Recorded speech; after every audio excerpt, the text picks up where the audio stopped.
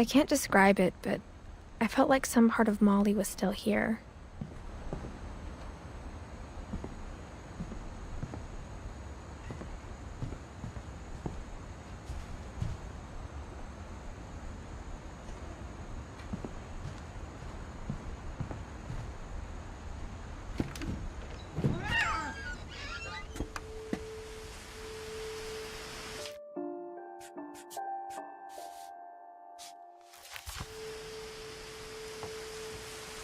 This will be obvious later, but my mom never told me any of these stories.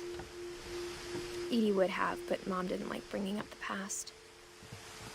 Though, when we adopted a stray kitten, she was the one who named it Molly.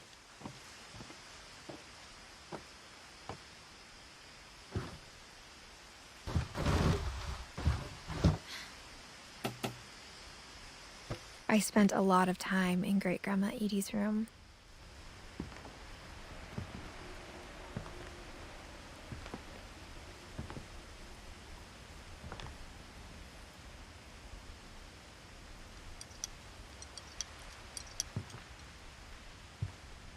Edie knit me a new pair of gloves every year, just in time to replace the old ones.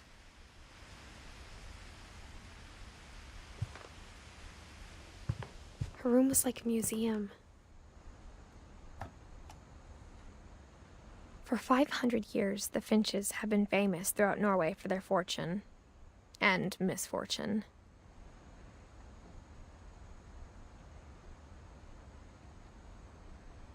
Odin Finch buries the latest victims of the family curse, his wife Ingeborg and their newborn son, Johan. On January 7th, 1937, he set sail with his family and his house, hoping to leave the curse behind. But 40-foot waves off the coast of Washington send the house and Odin to the bottom of the sea. Odin's daughter Edie, with husband Sven and baby Molly, step ashore on their new home, Orcas Island. Odin Finch is the first to be buried in the new family cemetery. His daughter Edie is already dreaming of a new Finch house.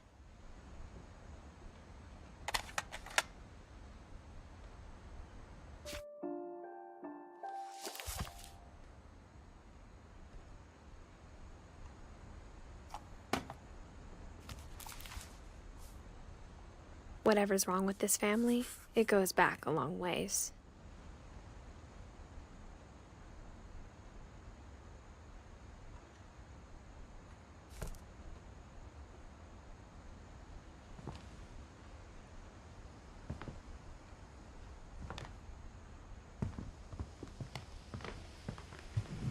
When Edie told people Sven was killed by a dragon, she could also have said he was building a dragon-shaped slide that collapsed. She could have, but she didn't.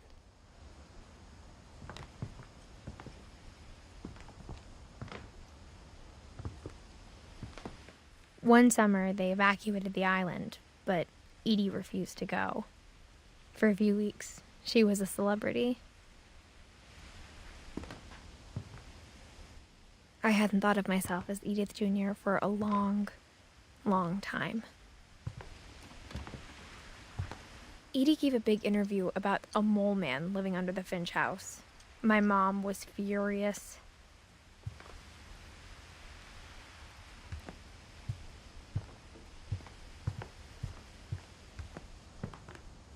Even in her 90s, sometimes Edie seemed a lot younger than my mother.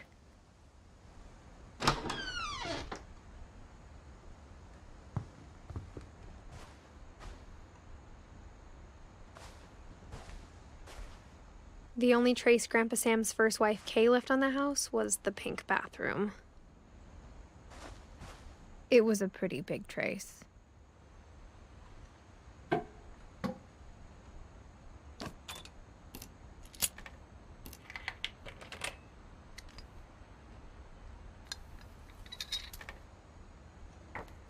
There's a secret in this bathroom. It's in the last place you would look.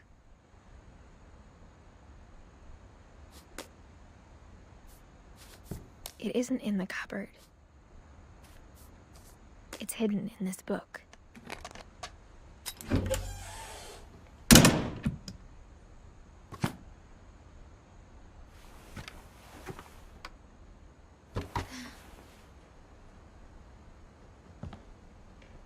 Sven gave Sam an old camera he'd refurbished. He never put it down.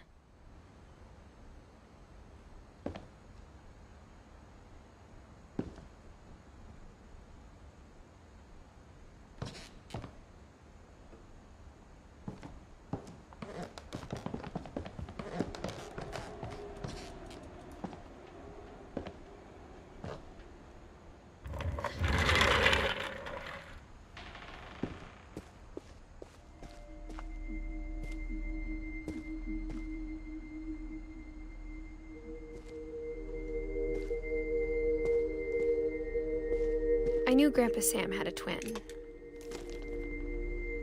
and that he never talked about him.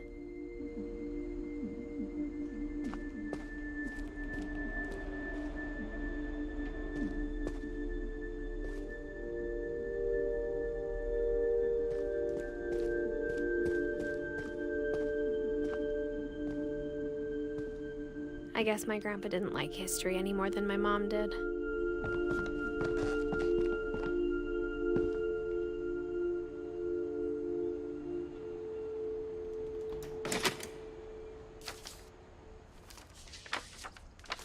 How I Want to Remember My Brother by Sam Finch.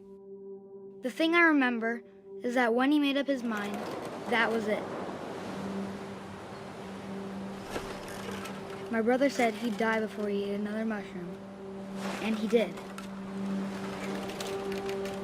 At Barbara's funeral, we swore we'd never be afraid again, and he wasn't.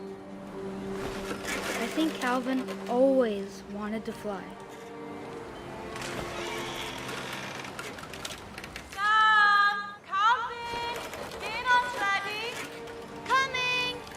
But that day, he finally made up his mind to do it.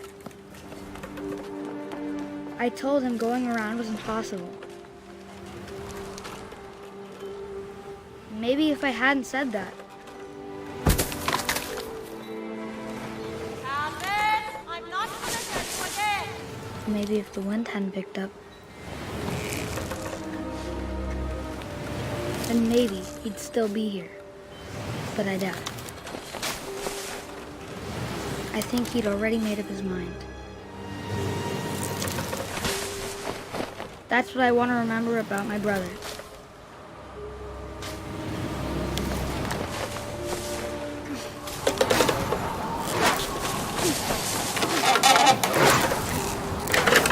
The day he made up his mind to fly. And he did.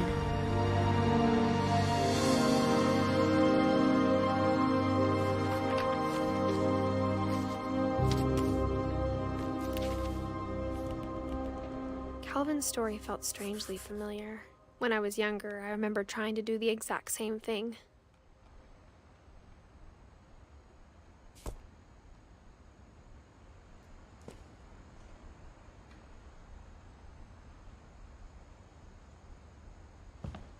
After the funeral, Edie roped off Calvin's half of the room.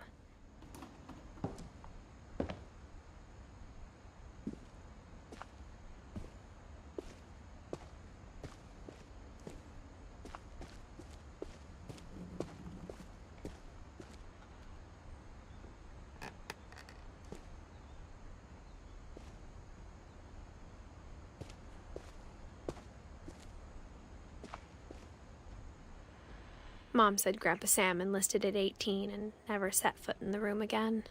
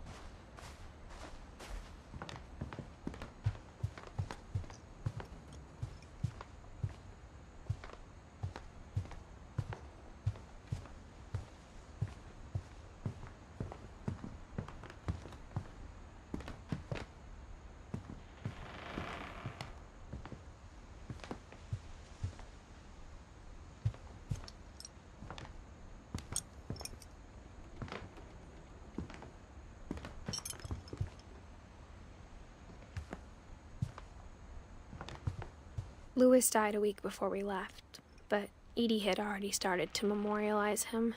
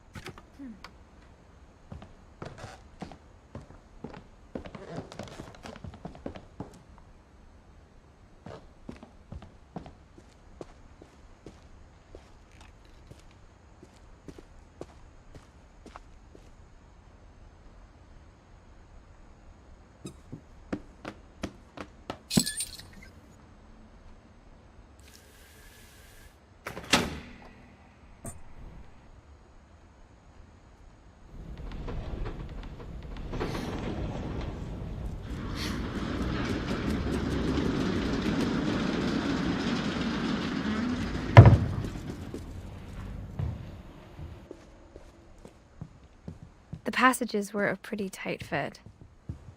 They'd obviously been built for smaller hands and bellies.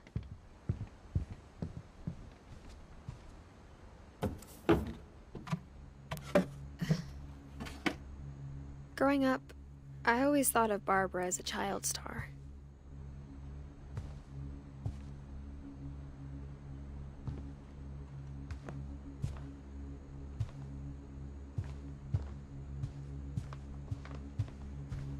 I never thought about how hard it must have been for her afterwards.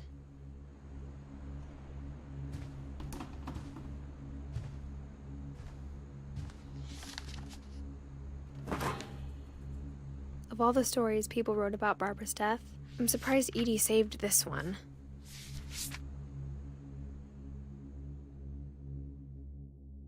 Old Jack here with another ghastly tale inspired by America's most unfortunate family. I'm calling it The Surprise Ending of Barbara Finch. As a child star, Barbara was famous for her scream. Now at 16, she was all washed up. A has-been. But in a lucky break, she'd been asked to perform her signature scream at a local convention for monster movie fans. It was just the boost her career needed. Unfortunately, her scream hadn't aged well. Getting better. I think you just need the right motivation. Her biggest fan and current boyfriend, Rick, was about to demonstrate when... Now that was a great scream. It was Barbara's father, Sven. He'd slipped into a table saw and had to be rushed to the emergency room. So Barbara got stuck babysitting her youngest brother, Walter.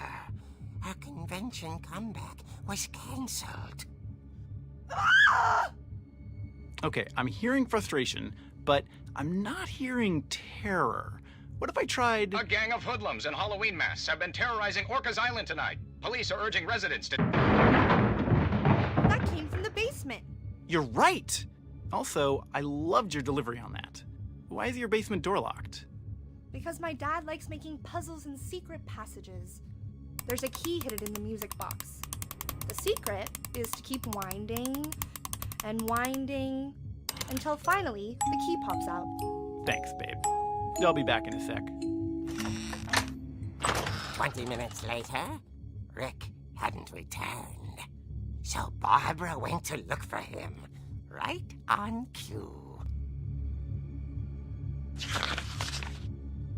She reached for the music box. And as she wound the key, she listened for Rick, but the house was silent.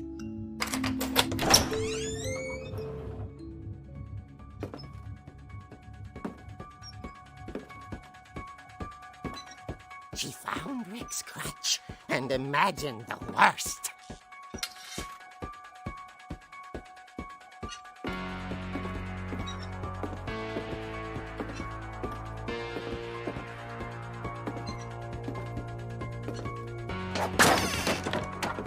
The gang's leader is the infamous Hookman killer, Dr. Carl Hamill, who impaled and then ate his family 10 years ago tonight.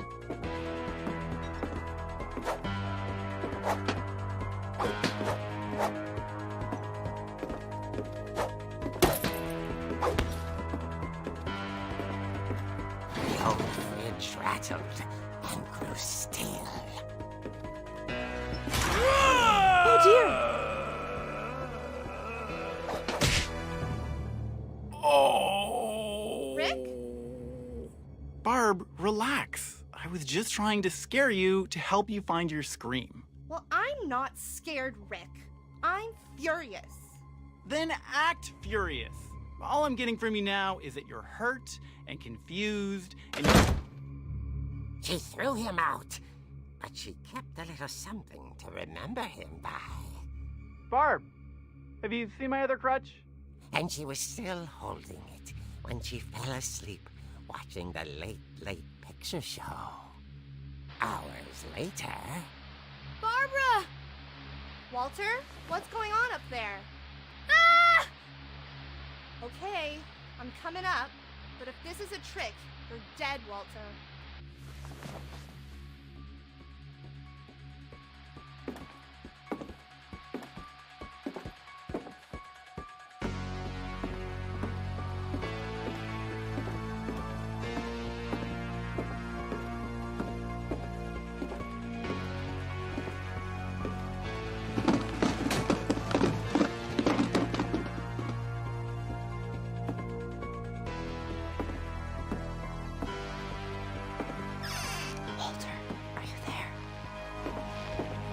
Walter had vanished, but his bedside radio was still on.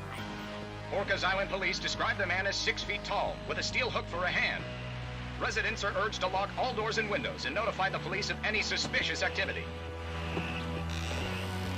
Barbara turned, saw the hook man, and was speechless. He was quite smashing. And the funny was, he couldn't get enough of Barbara. Okay, Barbara, there's gotta be another way out of here. That night, she played her part beautifully.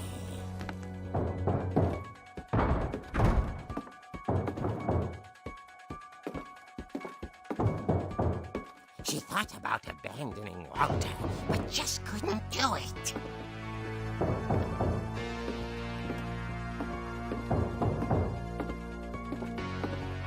Molly's door hadn't been opened in years. The hinges groaned.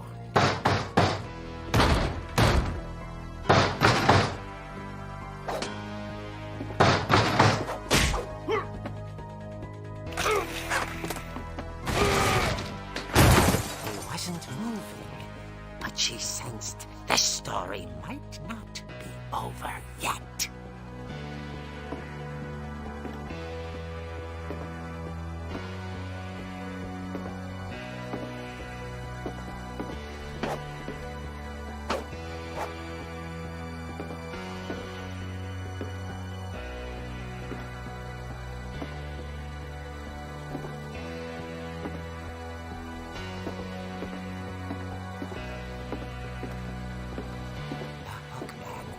Vanished.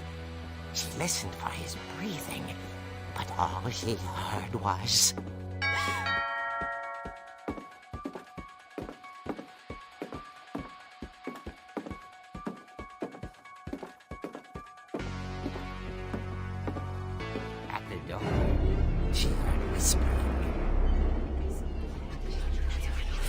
coming from inside the house.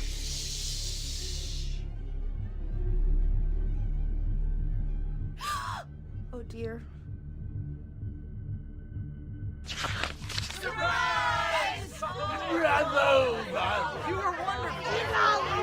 The monsters had come to surprise her. For Barbara, it was a dream come true. Then she saw what kind of monsters they were, and she realized what was about to happen. She was going to be famous. And with her final breath, Barbara Finch gave the performance of her life.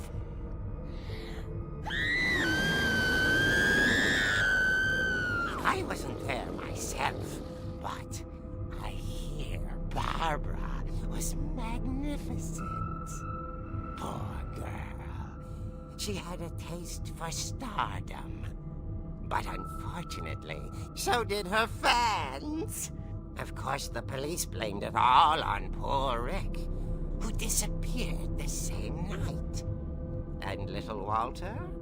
Hiding under his bed the whole time. He took it all pretty hard, but that's another story.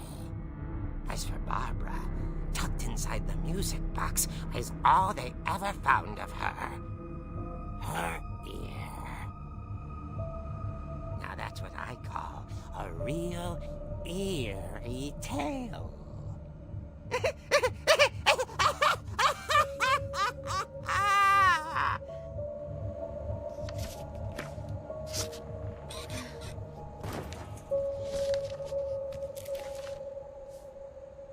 Edie told me all Barbara wanted was to be remembered, as absurd as that comic was. Maybe what Edie saw was a happy ending.